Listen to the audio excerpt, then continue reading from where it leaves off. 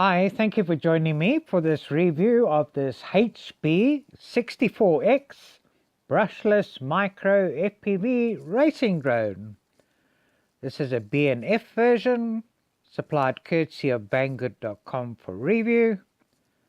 So it's not my lunch, although it comes packaged in what you could call a lunchbox, which is nice and different and could be very useful.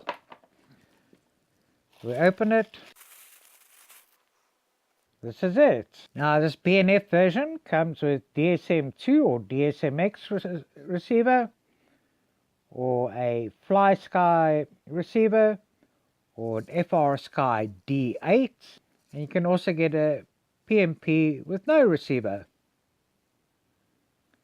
Now in the box here, I see we have got a receiver. Not sure what receiver this is, we'll find out shortly.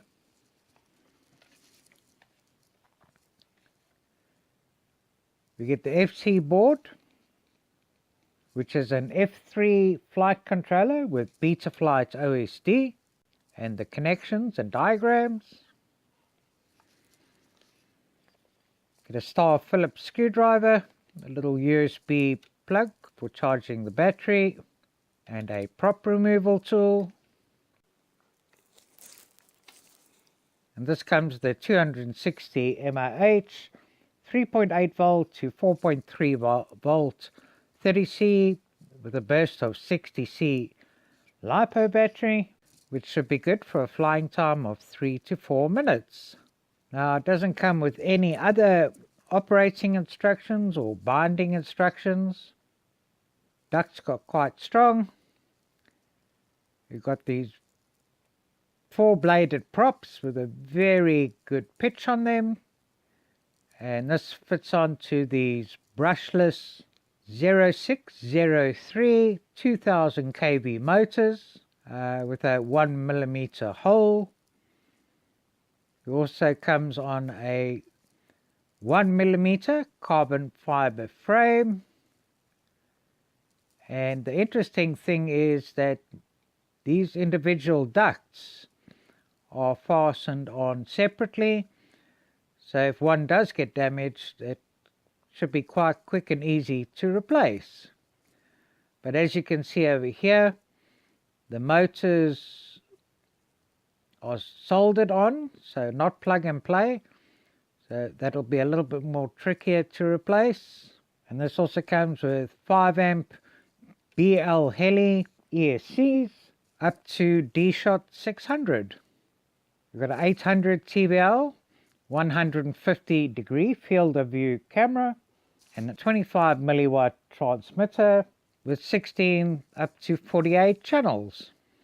But the camera is not adjustable, so hopefully it'll be at a reasonable pitch to fly. And if we look under here, this is quite unique and good to see.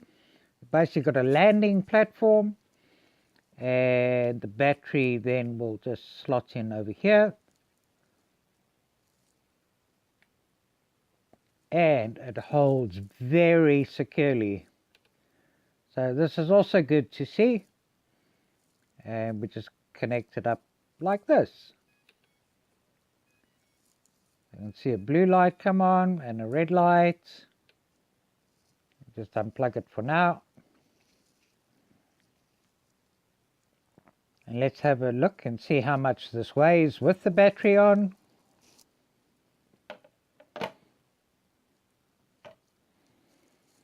And with the battery, it only comes in at 30 grams, which is very light.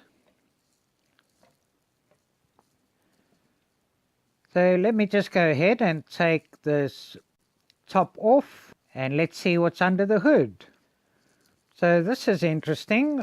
First of all, it's got 2 plastic screws, if you can even see this, that need to be removed.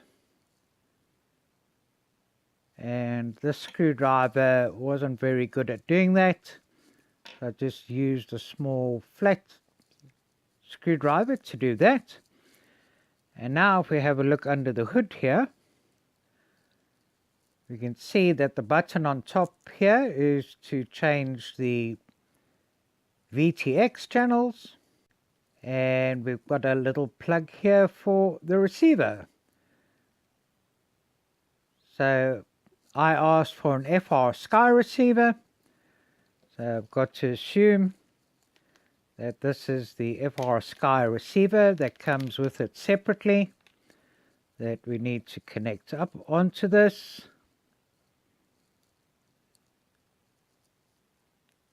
Okay, so just be a little bit careful connecting it.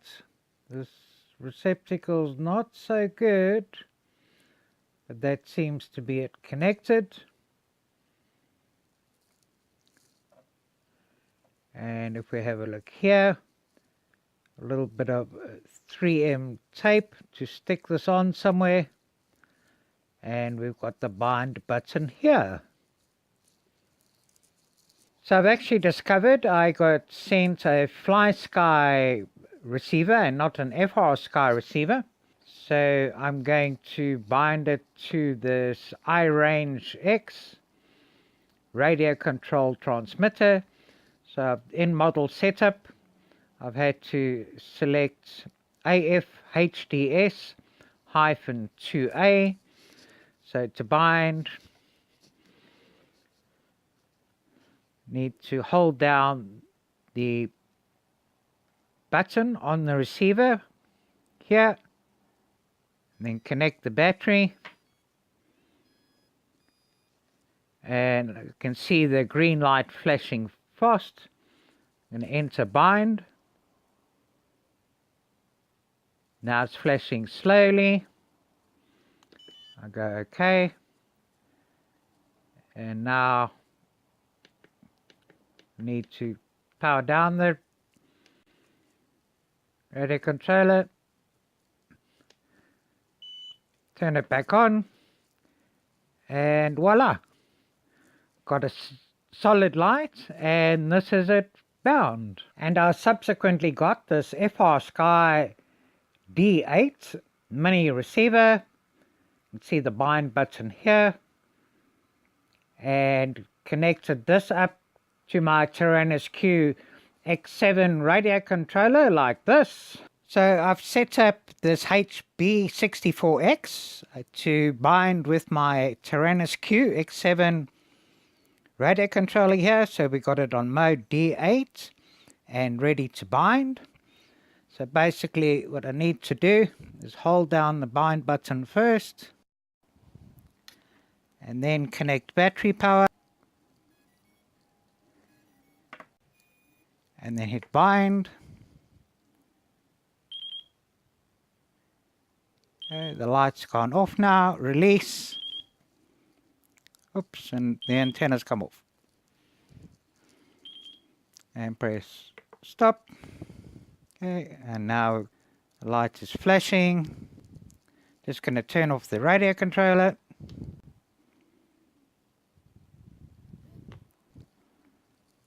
Power it off here. Power on the radio controller again. And plug in here. And we've got a solid light, and this is it bound.